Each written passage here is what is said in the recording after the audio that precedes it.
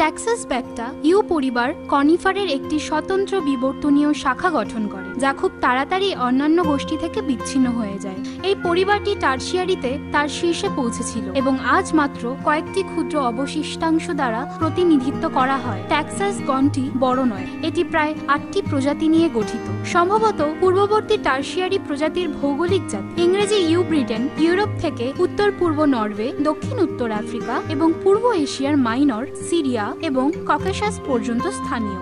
আজকাল এই চিরসবুজ গাছটি অনেক দেশে সুরক্ষিত। এটি খুব দীর্ঘজীবী, 3000 বছর বয়সের বলে জানা গেছে। 2000 বছর বয়সের নমুনার রেকর্ডও রয়েছে। তাদের বৃহৎ অনিয়মিত ছড়িয়ে থাকা মাথা সহ প্রাচীন গাছগুলি প্রায়শই গির্জার উঠানে পাওয়া যায়। ইউ বাগানের হেজ হিসেবেও ব্যাপকভাবে জন্মায় এবং টোপিয়ারির জন্য এটি একটি প্রিয় বিষয়। সূচের মতো পাতা ডালের উপর দুটি বিপরীত সারিতে সাজানো থাকে এবং ঝরে পড়ার প্রায় 8 বছর আগে গাছে থাকে। পুরুষ এবং স্ত্রী ফুল বিভিন্ন গাছে বহন করা হয়। পুরুষ প্রবাহ গোলাকার এবং পাতার অক্ষে এককভাবে বৃদ্ধি পায়। ফেব্রুয়ারি মাসে তারা তাদের হলুদ পরাগ ঝরে ফেলে। তুচ্ছ সবুজ স্ত্রী ফুলগুলি একাকী এবং শেষ পর্যন্ত জন্মায়। অত্যন্ত বিষাক্ত বীজ পাকানোর সাথে সাথে একটি উজ্জ্বল লাল মাংসল কাপের মতো আরিল তৈরি হয়। এটি ইউ এর একটি গুরুত্বপূর্ণ বৈশিষ্ট্য, যা তাদের অন্যান্য কনিফার থেকে আলাদা করে। লাল আরিল ছাড়া ইউ এর সমস্ত অংশ বিষাক্ত। ইউ কাঠ আসবাবপত্রের জন্য মূল্যবান এবং এটি সেই কাঠ ছিল যার কাঠ দিয়ে ঐতিহ্যবাহী লংবো তৈরি করা হতো।